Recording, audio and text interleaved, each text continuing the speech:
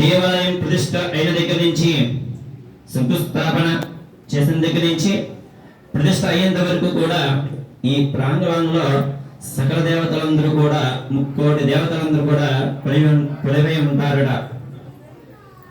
మరి వారందరికీ కూడా ఆ స్వామివారి దర్శనం కలగాలి అంటే ఏదైనా ఉత్సవం ఈ ఆలయం అంతా కూడా ఒకసారి ప్రదక్షిణ చేసి అప్పుడు మనం బయటికి తీసుకెళ్తాం.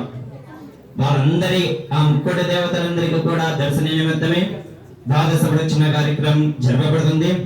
మొదటి ప్రదక్షిణగా సర్వవేద వాద్యాలతోటి అలాగే వేద పారాయణతోటి ఈ యొక్క ప్రదక్షిణ కార్యక్రమం జరపబడుతుంది.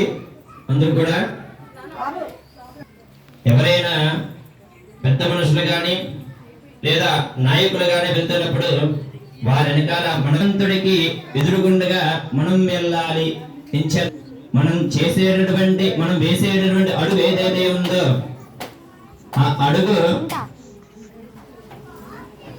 సక్రమంగా వేసేటట్టుగా మమ్మల్ని వెనకాలుండి నడిపించవయ్యా అని చెప్పేసి ఆయన ముందర మనం వెళ్తాం. అది భగవంతుడి మీద ఉంచి ఈ ప్రదక్షిణ చేసినంత సేపు కూడా ఆ యొక్క నామస్మరణ మాత్రమే మీ మనసులో మెదలాలి.